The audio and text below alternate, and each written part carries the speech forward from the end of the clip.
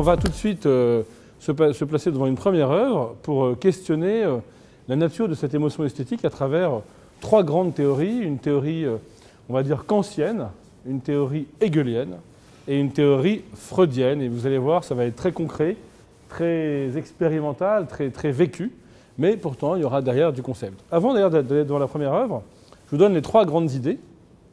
D'après Kant, une émotion esthétique, c'est un moment où on arrive à s'écouter vraiment pleinement soi-même. Donc c'est un peu une façon d'être soi-même le critère de son jugement. Pour Kant, une émotion esthétique, c'est ce moment au cœur duquel je dis que c'est beau. Voilà. Ce n'est pas beau parce qu'on m'a dit que c'est beau. Ce n'est pas beau parce que c'est exposé au musée Picasso. Ce n'est pas beau parce que c'est beau parce qu'il n'y a pas de parce que. Ça, c'est Kant. Et vous remarquez qu'il n'y a pas de question de sens, pas de valeur. Et l'objection que fera Hegel à Kant, c'est de dire mais non, pas du tout. Une émotion esthétique, c'est un rapport au sens des idées. C'est un rapport aux valeurs. Simplement, il est sensuel. Il n'est pas intellectuel. Ce sera la deuxième idée. C'est-à-dire que dans une émotion esthétique, on adhère à des valeurs, mais avec les yeux, avec les oreilles, quand c'est de la musique. Dans ce cas-là, ce n'est pas du tout la même idée. Donc on verra, in situ, face à des œuvres, on verra que c'est l'un ou l'autre, au fond. Ça peut être les deux, mais en tout cas, dans la façon dont on vit l'émotion esthétique, ce n'est pas la même façon de la vivre. Et puis après, on verra que peut-être il manque dans ces deux approches quelque chose de plus pulsionnel, libidinal, troublant, et effectivement, devant de surcroît certaines représentations de corps nus, alors on aura peut-être besoin de l'interprétation freudienne qui dit que dans l'émotion esthétique, il y a quelque chose en gros de sexuel, mais d'une sexualité qui n'a plus la forme sexuelle et qui s'appelle la sublimation. Dans ce cas-là, quand j'ai une émotion esthétique, on va dire en gros je sublime ma libido. Trois grandes idées. Première idée chez Kant, dans une émotion esthétique, je m'écoute enfin. Deuxième idée chez Hegel, dans une émotion esthétique, j'ai un rapport aux valeurs non intellectuelles. Troisième idée, Freud, dans une émotion esthétique, je sublime ma libido. Allons-y. On va commencer à questionner la théorie esthétique, mais à partir de son émotion. Okay ? Donc, prenons cette sculpture, pardon. Alors d'abord, je vous rappelle que la beauté, puisqu'on parle d'émotion esthétique, il faut se demander déjà ce que c'est que la beauté. Il y a 1000 façons de définir la beauté, mais la beauté artistique, je vous propose, pour qu'on s'en mette d'accord, de la définir comme de la matière sensible mise en forme, mais à des fins esthétiques et non utilitaires. Donc, ce qui distingue cette femme d'un marteau, par exemple, le marteau aussi, c'est une matière sensible mise en forme, mais il sert à quelque chose. D'accord ? Donc là, on a une matière sensible mise en forme qui n'a pas d'utilité directe au sens technicien. Eh bien, devant cette forme, nous avons, si c'est le cas, une émotion esthétique. L'exercice ne va marcher, évidemment, que si nous avons une émotion esthétique. Donc là, évidemment, moi, j'ai une sensibilité particulière qui fait que moi, je trouve ça beau. Peut-être je ne suis pas le seul. Si ce n'est pas votre cas, n'ayez pas peur. Après, il y aura d'autres œuvres, et on va s'arrêter devant d'autres œuvres. Donc, regardez un peu cette sculpture. Vous pouvez la regarder, donc la tourner autour d'elle. Essayez de laisser la magie des formes opérer. Ce qui est magnifique dans la question esthétique, c'est la question de la forme. Nous, les animaux humains, nous sommes étrangement très sensibles à la beauté des formes. Alors, on n'est même pas sûr que ce soit le propre de l'homme. Peut-être qu'on ne le sait pas, mais des animaux aussi ont des expériences esthétiques. En tout cas, ils ont une manière d'habiter l'espace qui est intéressante. Et donc, on est devant une beauté formelle. Et alors, on se dit, c'est beau, déjà. Donc maintenant, in situ, devant cette œuvre, je vais développer un peu les trois perspectives de tout à l'heure. Ce que veut dire Kant en disant que le jugement de goût est un jugement libre et sans concept, c'est que, pour une fois, quand nous jugeons que c'est beau, à la différence des autres jugements, par exemple le jugement scientifique, le jugement moral ou le jugement des mœurs, c'est que nous ne nous référons pas à un critère. Alors c'est très intéressant parce que là, on sait que c'est un artiste reconnu, donc on se dit qu'il y a des critères, peut-être. Mais ce n'est pas parce qu'il y en a qu'on s'y réfère au cœur de notre plaisir esthétique. Ce que dit Kant, c'est que, alors il parle d'ailleurs, il y a un conflit chez lui entre la beauté artistique et la beauté naturelle, mais là, ce n'est pas notre sujet. parce que ce que dit Kant, c'est que quand c'est un génie qui fait une œuvre, comme Rodin, comme Picasso, eh bien, devant l'œuvre d'un génie, nous sommes comme devant une beauté naturelle. C'est tellement beau que nous ne nous posons pas la question de l'intention de l'artiste.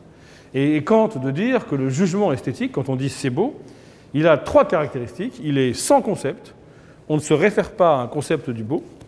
Il est sans intérêt, désintéressé, on n'a pas un intérêt social, financier ou autre à déclarer que c'est beau. Et il est sans finalité, parce qu'on ne s'intéresse pas à ce qu'a voulu dire l'artiste. Si on se dit oui, c'est beau parce que l'artiste il a voulu dire ça, il a dit comme ça, c'est juste de l'intellect, ce n'est pas une émotion esthétique.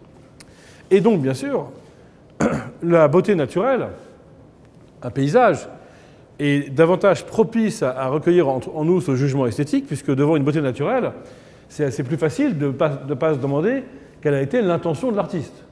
Sauf que le génie, il arrive à créer une œuvre devant laquelle on se trouve comme devant une beauté naturelle. Donc si vous avez une émotion esthétique ici, au sens de Kant, ça veut dire que quand vous dites c'est beau, vous vous autorisez enfin à vous écouter. C'est-à-dire à prendre pour seul critère de votre émotion ce que cela vous fait, et non pas des critères qui viendraient de l'histoire de l'art, qui viendraient du nombre d'or en mathématiques, qui viendraient de votre culture ou qui viendraient de la bouche d'un guide. Ce n'est pas beau parce que, c'est beau parce qu'il n'y a pas de parce que je m'écoute en fait. Je me fais confiance. Ça, c'est Kant. Okay ? Mais le problème, c'est que si ça se trouve, vous vous dites, voilà, il y a des valeurs, l'abandon, la sensualité, la confiance, le repos, l'oisiveté, la paresse. Et si vous vous dites ça, et que vous vous dites, mais moi, ce que je trouve beau, c'est que ces valeurs, je n'ai pas besoin d'y penser dans un essai, de les lire, d'en débattre, pour les voir, et y adhérer par ma sensibilité, alors dans ce cas, vous êtes hegelien et pas kantien. Dans ce cas, vous vous dites que l'émotion esthétique, c'est de vivre du sens, alors que d'habitude, le sens, on le pense. La révélation hegelienne, absolument révolutionnaire à l'époque, on est en 1830, c'est qu'Hegel nous dit, voilà, le dualisme, qui a été la vision dominante de l'homme, n'est plus possible. Il n'y a pas d'un côté l'esprit qui pense, de l'autre côté le corps qui ressent. Pour vous, c'est évident. Mais à l'époque, personne n'avait dit comme ça. À l'époque, personne n'avait dit ce que dit Hegel. Une émotion esthétique, c'est que j'ai un rapport sensuel à des valeurs. Un rapport sensuel a du sens. Mais dans ce cas-là, il y a des concepts. Ce n'est pas comme chez Kant où il n'y a pas de concept. Il y a des concepts. Et dans ce cas-là, si vous trouvez que cette femme est belle, eh bien, ce n'est pas simplement votre émotion, votre sensibilité qui est convoquée, c'est aussi un rapport aux valeurs, un rapport à une idée de la vie, un rapport au sens de la vie, carrément. Et c'est vrai que c'est très tentant de se dire, dans une œuvre d'art, il y a le sens de la vie qui est résumé. Et c'est vrai que là, il y a un vrai débat. Soit on est plutôt kantien, on se dit, voilà, il n'y a pas vraiment de sens, c'est juste des formes qui me permettent de m'écouter dans mon harmonie intérieure. Et c'est ce qui s'appelle le jugement de Bose chez Kant. Soit on est plutôt hegelien, et on dit qu'en fait, il y a un rapport aux valeurs, au sens, à des idées, mais simplement, au lieu d'y réfléchir de manière intellectuelle, on les voit avec les yeux, pour la musique, on l'entend avec les oreilles, et pour la nourriture, peut-être on la goûte avec le palais. Okay ? Donc d'un côté Kant, de l'autre côté Hegel. Et maintenant, venons-en à Freud, qui dit quelque chose d'intéressant, qui vient après, évidemment, qui dit, oui, Kant a raison, dans l'émotion esthétique, je m'écoute. Hegel a raison, dans l'émotion esthétique, il y a des valeurs, il y a du sens, il y a des idées. Mais l'énergie qu'on va chercher, soit pour s'écouter, kantien, soit pour adhérer à des valeurs, hegelien, c'est l'énergie de la libido. Qu'est-ce que la libido, d'après Freud ? C'est quelque chose qu'il faut entendre en le libérant de la petite résonance sexuelle trop réductrice. Pour Freud, la libido, c'est l'énergie de vie qui est associée à toutes les pulsions que nous avons refoulées dans la petite enfance pour devenir un humain civilisé. Parmi ces pulsions, il y a des pulsions sexuelles asociales, mais il y a aussi des pulsions agressives, il y a aussi des pulsions possessives. Mais quand vous êtes devenu un humain, donc à l'âge de 1 an, 2 ans, 3 ans, 5 ans, 6 ans, quand vous êtes civilisé, eh bien, vous avez refoulé une grande part de ces pulsions sauvages interdites par la civilisation. Mais attention, le refoulement ne tue pas la pulsion. Le refoulement fait simplement que ces pulsions, vous ne vous autorisez plus à en être conscient. Mais alors, il faut bien que ça s'exprime. Et bien justement, ça va s'exprimer dans l'émotion esthétique notamment, qui est la forme la plus civilisée de sublimation de la libido. Dans ce cas-là, si vous trouvez que cette femme est belle, eh bien, dans cette émotion esthétique pourtant spirituelle, civilisée, vous êtes en train de satisfaire une sexualité refoulée d'une manière non sexuelle. On va le dire autrement si l'homosexuel vous dérange. Vous êtes en train de satisfaire une agressivité refoulée de manière non agressive. Maintenant, on va faire un petit test. Uniquement peuvent jouer celles et ceux qui trouvent que c'est beau. Les autres attendent leur tour. Est-ce que, levez la main, celles et ceux qui se sentent plutôt kantiens et qui, au cœur de l'émotion esthétique, ressentent surtout le bonheur que c'est de s'écouter enfin? Levez la main. OK. Levez la main celles et ceux qui pensent plutôt qu'il y a du sens, il y a des valeurs, et que ce qui est magique dans la beauté, c'est d'avoir un rapport sensuel aux valeurs. Voilà, ça c'est les intellos, quoi. Et puis, levez la main celles et ceux qui sentent que la libido est convoquée, puis sublimée dans cette contemplation. OK. Alors, justement...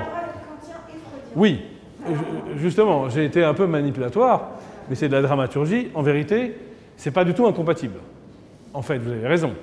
En vérité, on peut tout à fait avoir un premier moment où on a la beauté extérieure qui rentre en nous et nous autorise à nous écouter. Un deuxième moment hegelien où on va vers le sens de l'œuvre. Et un troisième moment où on comprend qu'en fait, ce qui émerge, c'est la vitalité, notamment de la libido, qui va ensuite être sublimée. Donc c'est sûr qu'on peut aussi voir ça comme ça. Mais quand même, malgré votre proposition de synthèse et de dépassement, c'est quand même intéressant, et c'est ça la philosophie un peu, d'abord de faire une analyse, de repérer 3 catégories, et après c'est vrai que la vie souvent fait la synthèse. Mais pour bien comprendre ce qui se passe, parce que c'est ça la philosophie, pour comprendre ce qui se passe, pour comprendre la synthèse qui a lieu dans votre émotion, dans votre plaisir, il faut avoir analysé au préalable, pour comprendre que dans toute émotion esthétique, il y a une composante qui est, en fait, se faire confiance, s'écouter. Il y a une composante qui est le rapport aux valeurs, et il y a une composante qui est la libido. Et que, évidemment, vous avez raison, ces composantes peuvent s'associer. Encore une fois, la philosophie et la raison analysent. Dans la vie, il y a la synthèse. Sachez d'ailleurs que la plupart des philosophes qui se sont intéressés à la vie des émotions, Nietzsche, Bergson, ce sont des philosophes qui disent que ce que j'ai commencé par faire est une erreur. Que si on commence par faire de l'analyse rationnelle en disant voilà, il y a 3 concepts, on a perdu la vie. Moi, je trouve qu'ils vont un peu trop loin, parce que ce n'est pas parce que j'ai fait une analyse en disant voilà, il y a une part de vous qui est l'écoute de votre émotion, une part de vous qui est le rapport aux valeurs, et une part de vous qui est la libido, c'est pas pour ça qu'on ne va pas après retrouver un moment d'émotion complexe et synthétique. Okay ? Alors, qu'est-ce que ça vous inspire, ces 3 idées? Et si vous vous mettez devant cette œuvre et que vous dites, que vous imaginez comme ça Kant, Hegel, Freud se pencher devant cette œuvre et confronter leurs théories, qu'est-ce que ça vous inspire? Pour le dire autrement, est-ce que vous n'avez pas d'autres idées de ce que pourrait être le plaisir esthétique?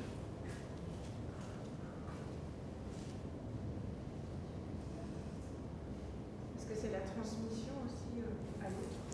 C'est-à-dire qu'on a une sensation intérieure, Ouais. et on va vouloir la montrer à l'autre avec une forme ensuite. Exactement. C'est assez bien dit. Et d'ailleurs, la preuve, c'est que qu'est-ce qu'on dit quand on trouve ça beau? Voilà. On ne dit pas « moi qui ai 40 ans, moi qui suis parisien, moi qui suis cultivé, j'aime » ou « je trouve ça beau ». On dit « c'est beau ». Et ça, c'est plutôt Kant qui permet de le comprendre. Ça veut dire qu'il y a, au cœur du plaisir esthétique, un désir de partage. Et qu'au cœur de ma sensibilité, il y a quelque chose comme une promesse de communion. Enfin, communion, c'est un peu catholique, mais il y a quelque chose comme une promesse de partage. Et d'ailleurs, vous avez sûrement déjà vécu ça, quand vous rencontrez quelqu'un de nouveau, une histoire d'amour, et que vous avez envie de faire partager à cette personne une musique, une chanson que vous adorez. Et alors, parfois, ça se passe mal. Cette chanson ne plaît pas. Et là, vous avez l'impression que c'est fini, que l'histoire ne peut pas commencer, que ce n'est pas possible d'être en désaccord sur quelque chose de si fort pour vous.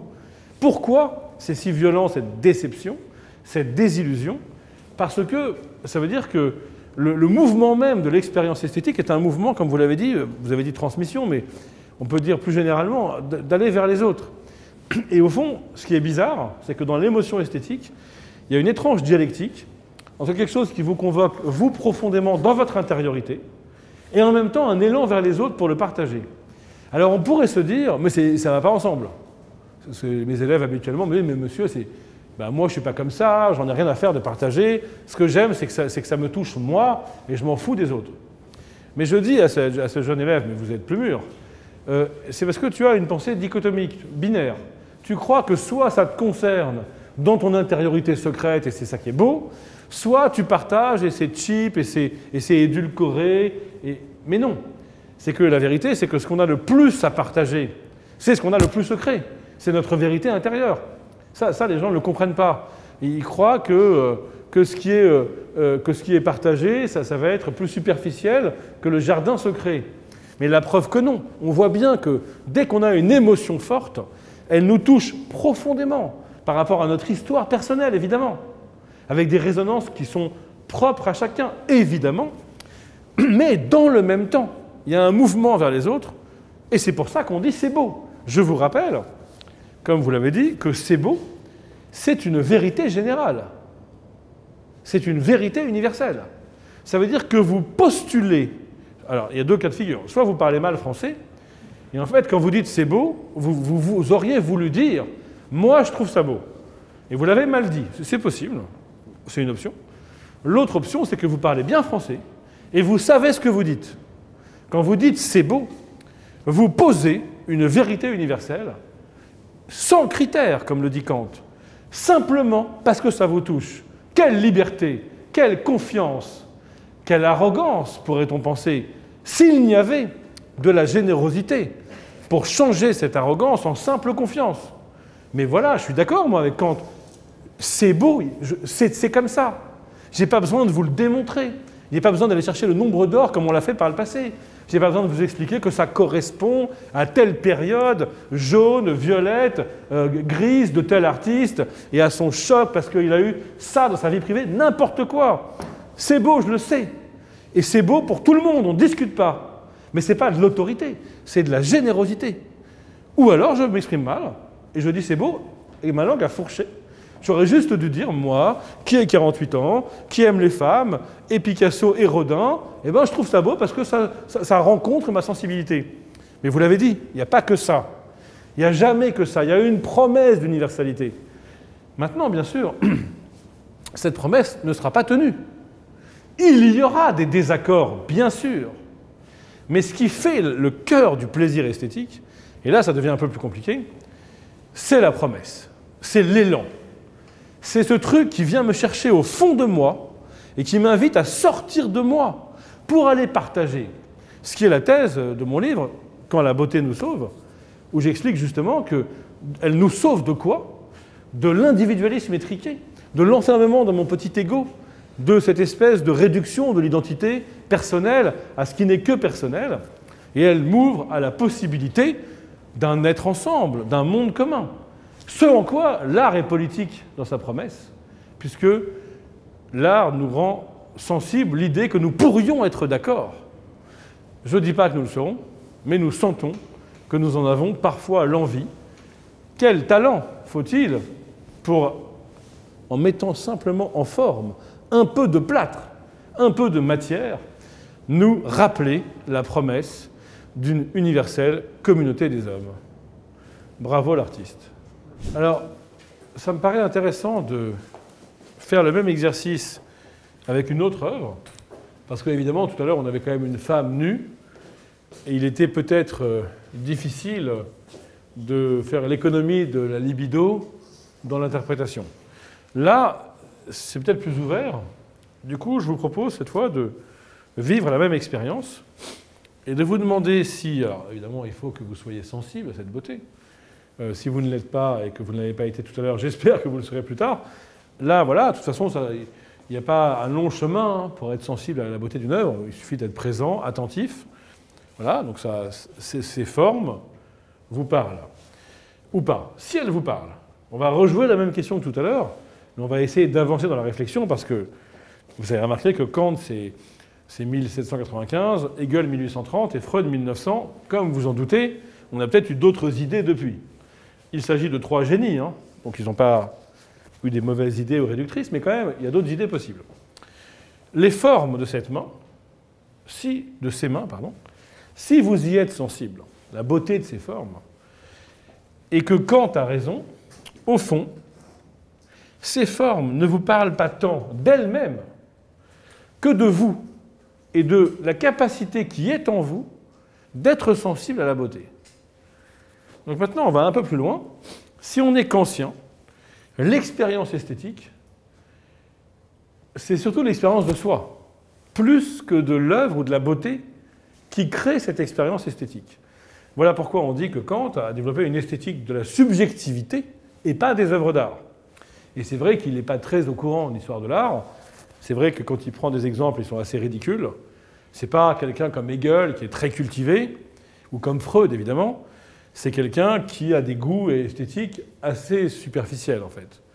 Du coup, si vous êtes kantien, devant cette œuvre, vous êtes moins attentif aux formes elles-mêmes qu'à ce que ces formes créent en vous comme harmonie intérieure. Pour Kant, nous sommes souvent en conflit. Conflit de facultés, conflit entre la raison et la sensibilité, conflit entre l'entendement et l'imagination, etc. Et pour lui, la beauté, elle a ce pouvoir magique de créer en nous une harmonie intérieure. Ça, c'est Kant. Ensuite, si vous êtes hegelien, eh bien, vous allez accéder à du sens. Là, les mains des amants, vous voyez tout ce qu'il y a comme valeur possible. Confiance, solidité, soutien, sensualité, proposition, rencontre. Et rencontre jusqu'où? Est-ce qu'on s'effleure? Est-ce qu'on se croise? Est-ce qu'on touche la vérité de l'autre, etc. Donc si vous avez une émotion esthétique au sens hegelien, c'est toute cette question, toutes ces questions, toutes ces idées, toutes ces valeurs qui rentrent en vous par les yeux. Vous n'allez pas réfléchir de façon intellectuelle, mais vous allez vivre ces questions. Et l'émotion esthétique, c'est alors, au sens hegelien, de vivre du sens. Okay? Enfin, au sens freudien, il y a quelque chose de pacifié, quelque chose d'apaisé dans cette mise en forme. Mais paradoxalement, cette pacification est l'occasion pour vous d'aller chercher une agressivité endormie, et non pas de la réveiller sous la forme d'une agressivité, mais de la satisfaire sous la forme d'une agressivité sublimée. C'est toujours le mot qui compte, c'est la sublimation. La sublimation, c'est la capacité à satisfaire de manière non sexuelle des pulsions sexuelles refoulées, à satisfaire de manière non agressive des pulsions agressives refoulées, c'est-à-dire à les spiritualiser. Je repose ma question. Êtes-vous kantien, freudien ou hegelien? Si vous êtes kantien, vous dites juste « c'est beau », vous ne posez aucune question et vous profitez de l'harmonie en vous. Si vous êtes hegelien, vous dites « c'est beau parce que ça parle de l'amour, de la complicité et de la rencontre ». Si vous êtes freudien, vous pouvez garder les deux autres idées, mais surtout, vous dites que dans la paix spiritualisée et civilisée se joue la sublimation de la violence interdite. Je vous écoute. Vous êtes quoi? Vous le vivez comment? Hegelien. Alors expliquez-moi un peu pourquoi.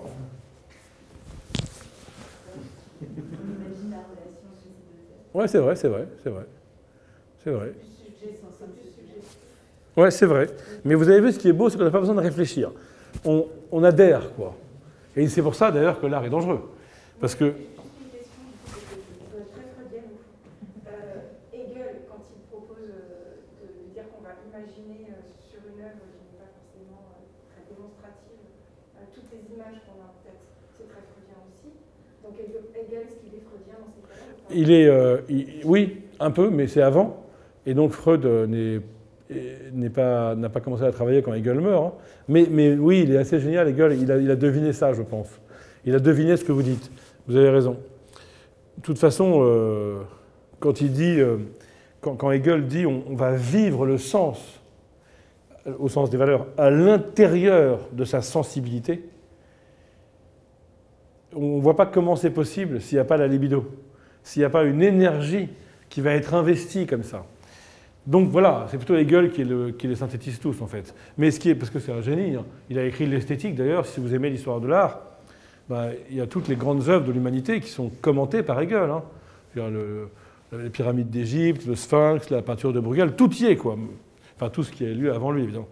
Alors ça, c'est quand même assez beau de se dire que j'ai pas besoin de réfléchir au sens analytique pour adhérer à des valeurs. Mais, évidemment, c'est pour ça que c'est dangereux.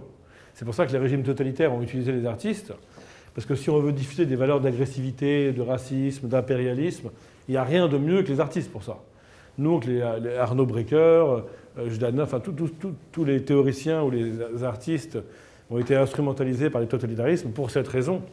Diffuser des valeurs que plein d'Allemands, par exemple, auraient refusées avec leur raison. Mais comme ça passait par l'architecture de Albert Speer, par les statues d'Arnaud Breker, par les cinémas, du coup, ça passait, en fait, de manière persuasive, en fait, de manière dangereuse. D'autres réactions? Y a-t-il des gens très freudiens par rapport à ça, qui sentent qu'au cœur de la paix, c'est encore la violence qui s'exprime, mais sublimée? Ben ça, on le sent moins. Hein. Mais ça n'empêche pas que ce soit vrai.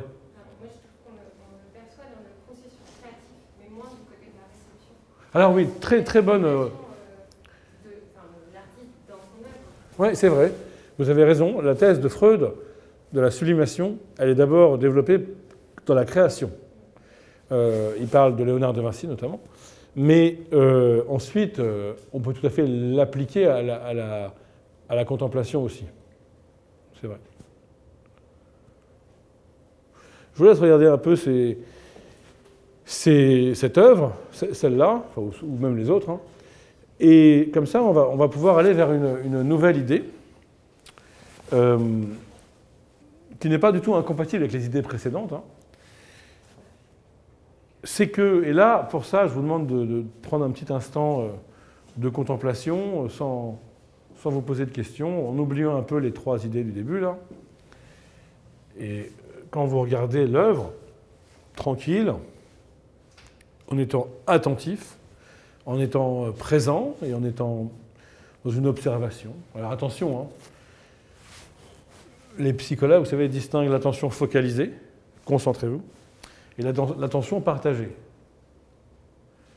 C'est-à-dire, moi en tant que prof, par exemple, l'attention focalisée, c'est quand je dis à mes élèves « concentrez-vous, écoutez-moi ». L'attention partagée, c'est quand je vois des élèves qui dessinent, envoient des textos ou regardent par la fenêtre, mais m'écoutent en même temps. Ben, je préfère ça, figurez-vous, parce que c'est comme ça la vraie vie, c'est l'attention partagée. Donc je ne vous demande pas de vous concentrer. Vous pouvez penser à autre chose, hein, ou regarder autre chose, mais juste dans l'attention, l'attention partagée, ça veut dire que votre attention peut être partagée entre ça, et puis moi qui suis en train de parler, le caméraman qui est en train de vous filmer sous votre meilleur profil, etc. C'est pas grave. L'attention, d'ailleurs, vous allez regarder si vous voyez ce que vous avez mémorisé dans votre vie, ce qui est resté gravé, c'est plutôt des choses qui ont eu lieu dans l'attention partagée. Par exemple, si vous vous souvenez d'un cours qui vous a marqué, souvent il est associé à autre chose que vous regardiez en même temps. Par exemple, vous étiez en train de regarder par la fenêtre les marronniers, ou alors de tomber amoureux de votre camarade de classe, et vous vous souvenez de quel cours c'était. Mais parfois, vous ne vous souvenez pas du cours par rapport auquel vous étiez concentré, dans une attention focalisée. Donc là, attention, mais tranquille, partagée. Et si vous êtes sensible à la beauté, il va se passer quelque chose d'intéressant dont on n'a pas encore parlé. C'est que du simple fait que l'œuvre d'art soit présente devant vous et que vous y soyez attentif jusqu'à, évidemment, autrement ça ne marche pas, avoir une émotion esthétique, du plaisir, alors ça va faire que vous allez vous sentir vous-même davantage présent maintenant, ici. Et à mon avis, c'est surtout ça l'expérience esthétique. Ce qu'a dit Kant, Hegel et Freud demeure, c'est pas balayé. Mais le plus fort de l'expérience esthétique, c'est cette intensification de ma présence au monde, de ma présence au monde en tant que corps dans l'espace, qui est produite par la présence de l'œuvre en face de moi. Ça, c'est fort. Alors peut-être que je m'écoute, Kant, peut-être qu'il y a des valeurs, Hegel, peut-être qu'il y a de la libido sublimée, Freud, peut-être. Mais le point commun, c'est ça, c'est que je suis présent. Et on comprend pourquoi, notamment l'art moderne, l'art contemporain. Il va y avoir des aplats, des monochromes, des installations bizarres, des chaises accrochées sur un mur blanc, pour créer de la présence. Une occasion de présence. En fait, je suis affairé, je suis en représentation, j'ai mon agenda, je suis pressé, j'ai mes droits de chômage qui diminuent, j'ai des problèmes d'ego. C'est la vie. Mais parce qu'il y a une chaise étrangement située dans un espace, soudain, je sors de la représentation et je deviens présent. Parce qu'il y a ces formes-là, présentes, ou alors un aplat, ou ce Rothko, ou ce bleu de Klein, ce que vous voulez. Eh bien, la présence, quand j'y suis sensible, me réveille, me rappelle à ma présence au monde. C'est ça, en fait, la magie de l'art. Alors maintenant, je crois qu'on comprend ça, c'est facile. Hein. Maintenant, on peut se dire, ok, je suis présent parce que je m'écoute, Kant. Je suis présent parce que moi, animal humain, je suis fait pour aller vers des valeurs, Hegel. Je suis présent parce qu'enfin, je donne une satisfaction à cette libido qui attend depuis 40 ans. Ok, peu importe maintenant. Maintenant, ce qui compte, c'est la présence. Et c'est ça, l'expérience esthétique. Et pour le coup, la thèse de mon livre, Quand la beauté nous sauve, donc, c'est que finalement, il y a un invariant entre la beauté esthétique naturelle et la beauté artistique. D'habitude, les philosophes, ils n'aiment pas trop ça. Ils disent que la beauté artistique est supérieure à la beauté naturelle. Hegel dit, par exemple, que n'importe quelle œuvre d'art d'un mauvais peintre de Montmartre du dimanche, il ne parle pas de Montmartre, vaut mieux que le plus sublime des paysages naturels parce qu'il y a de l'esprit humain dedans. Et pour Freud, il n'y a pas de sublimation avec une œuvre naturelle.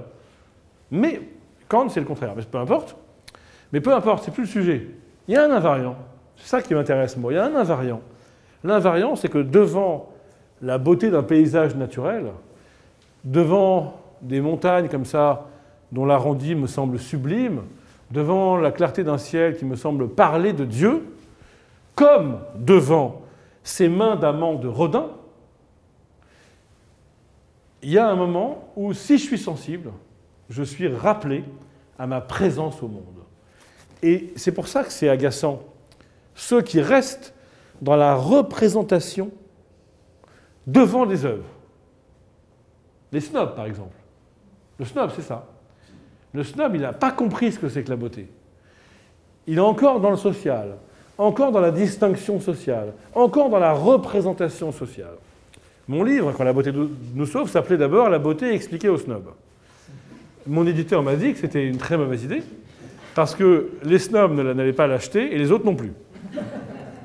Il restait donc peu de lecteurs. Et il avait raison. Mais c'est quand même ça l'idée. C'était de dire que dans la beauté, il y a un mystère qui me rend présent, mais ne le réduisons pas à une stratégie de distinction sociale. On a tous en nous du snobisme. Parfois, on est content de connaître, de repérer des codes.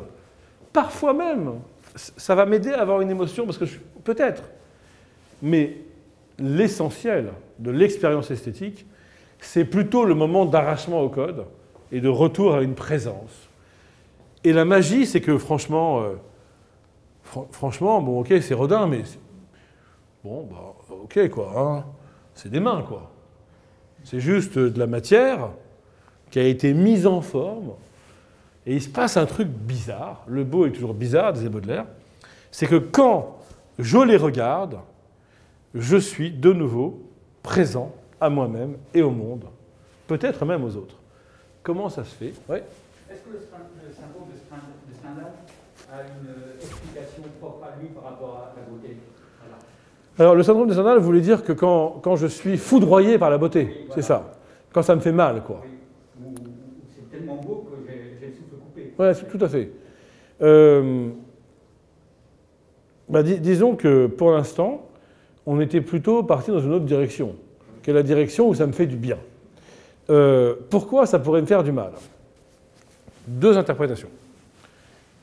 La première, c'est que peut-être ce serait sublime et pas beau.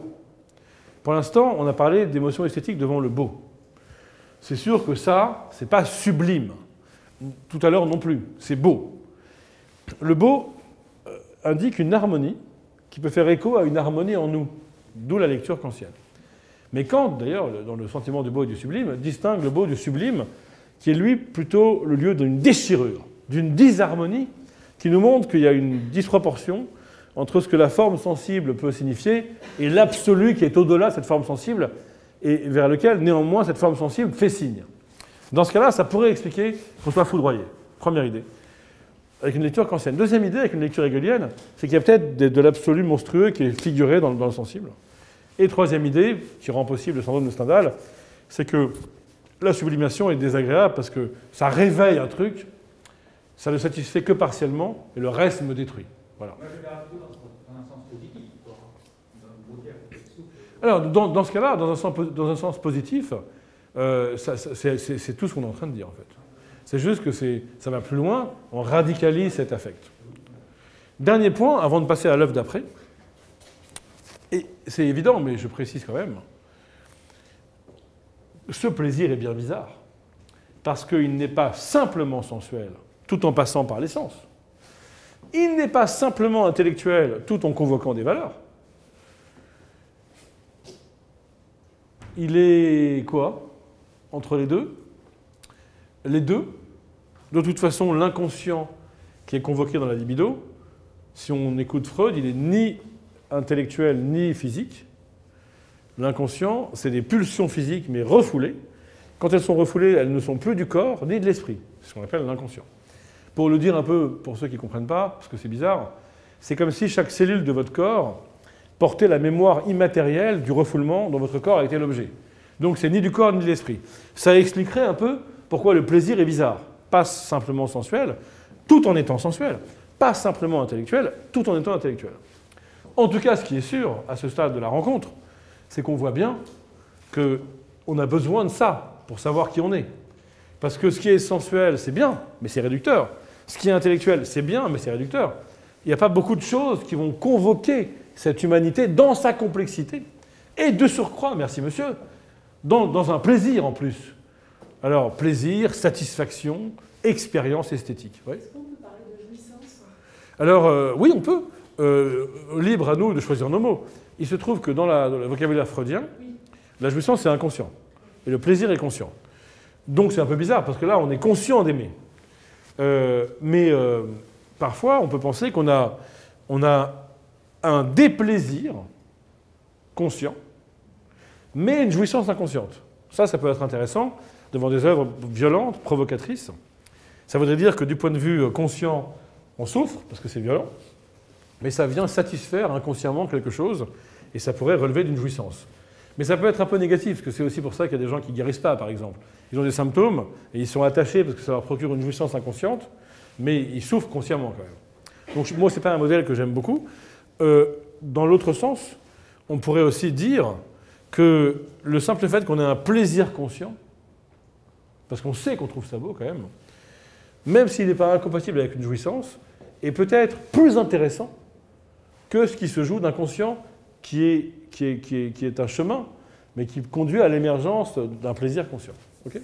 Est-ce qu'il n'y a pas quelque chose d'essentiel qu'on n'a pas dit, et qui est peut-être le plus important en fait?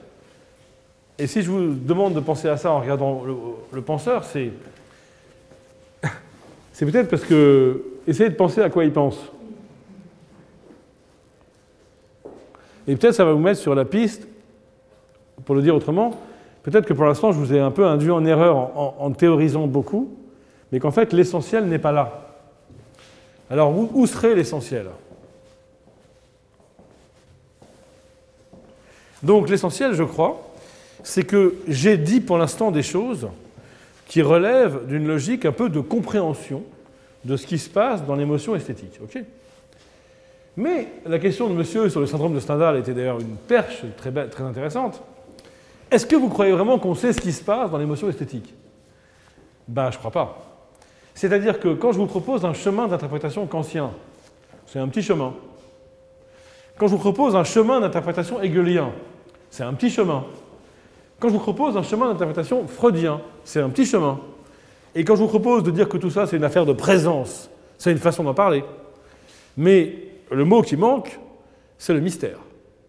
Et pour moi, l'expérience esthétique, dans la nature comme devant une œuvre d'art, encore l'invariant, c'est l'expérience d'un mystère, donc de quelque chose qui, par définition, ne sera pas saisi par la raison philosophique. Mais le problème, et c'est aussi l'intérêt, c'est que la philosophie n'est jamais aussi belle que lorsqu'elle se confronte à ce qui lui échappe et qu'elle ne peut saisir.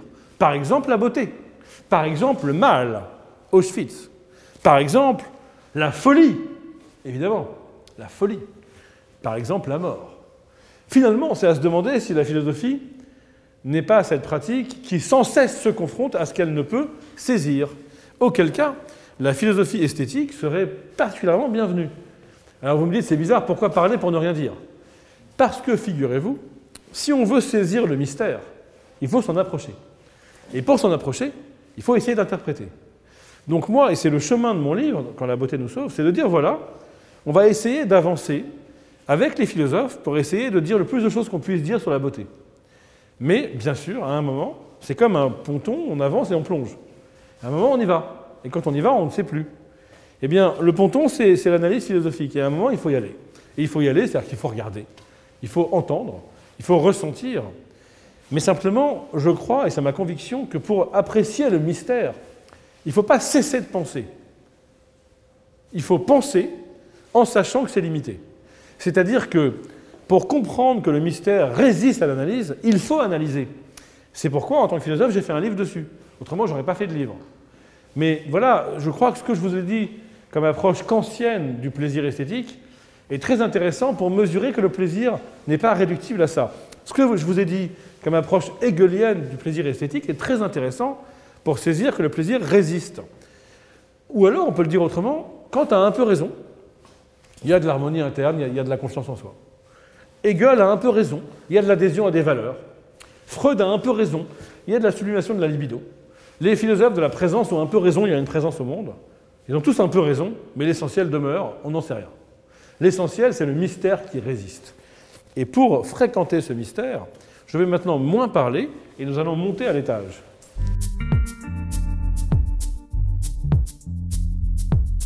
On va s'arrêter là-dessus en conclusion, sur cette expérience du mystère.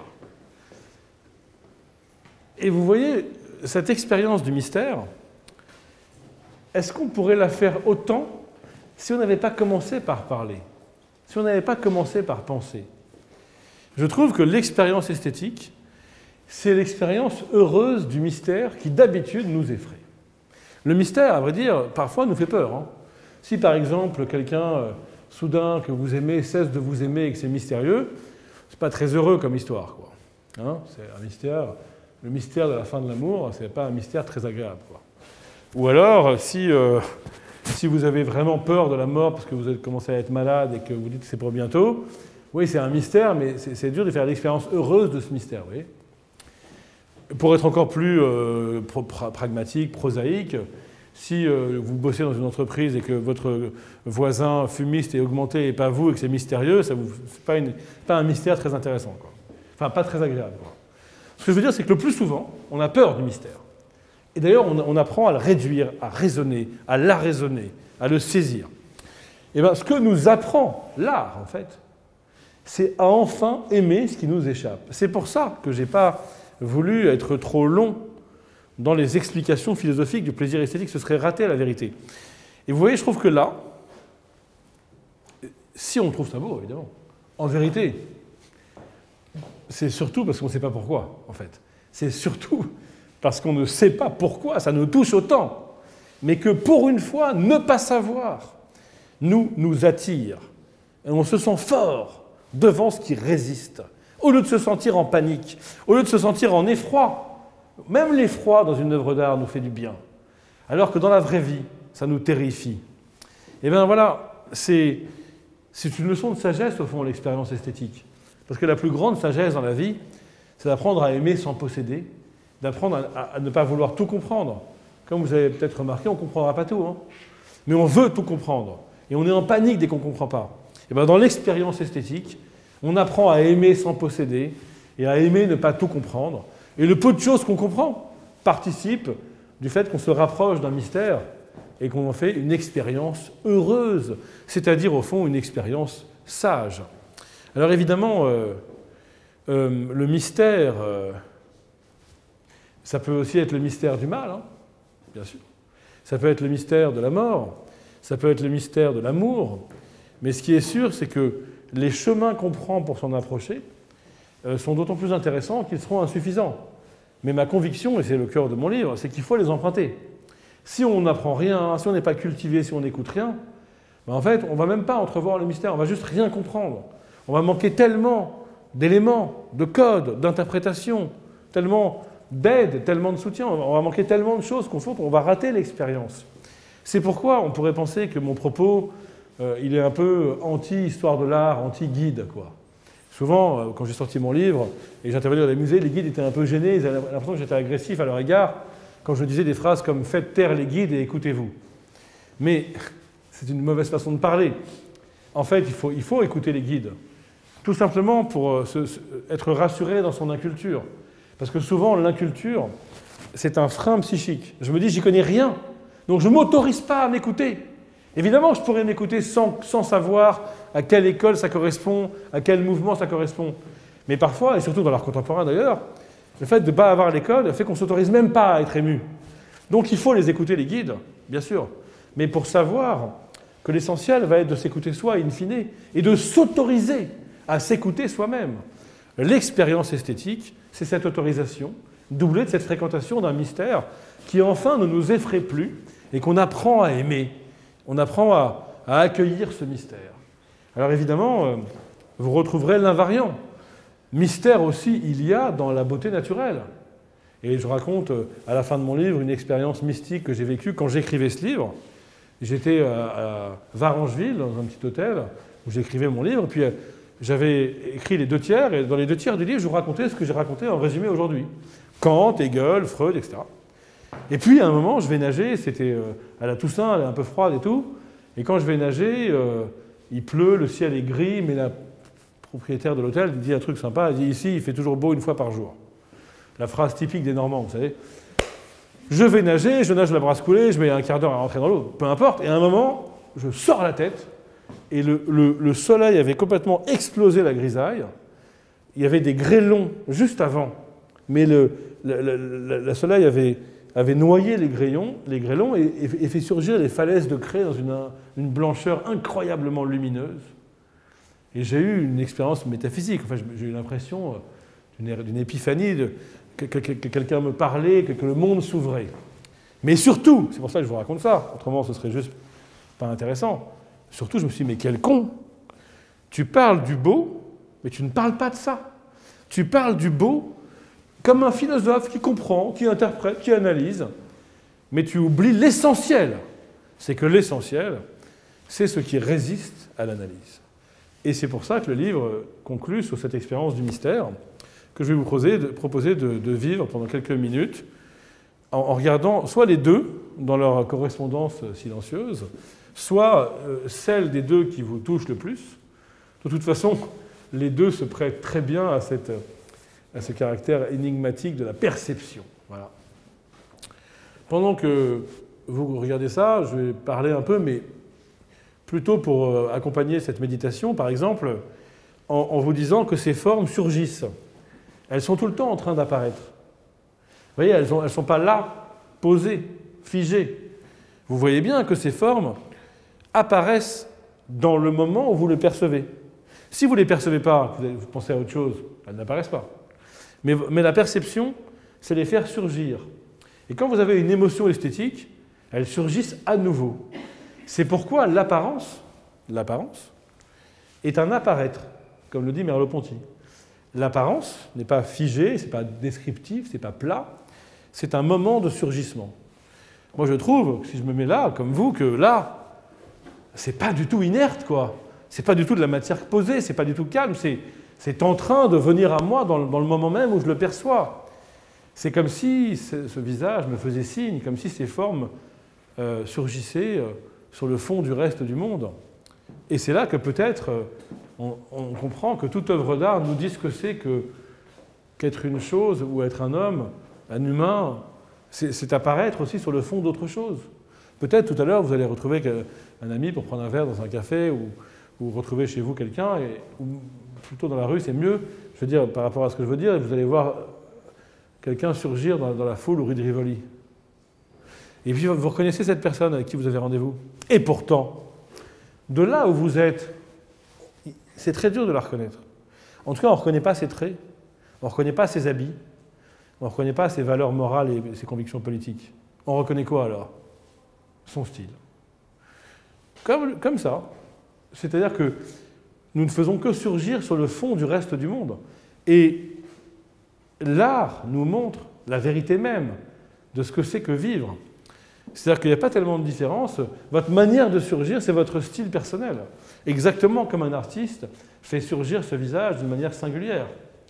Voilà, vous voyez, c'est un monde animé, un monde de signes, un monde de surgissement, un monde d'apparaître. Ce monde est très mystérieux. Et dans l'expérience esthétique, eh bien, nous apprenons enfin à ne plus avoir peur de ce qui nous échappe. Merci beaucoup.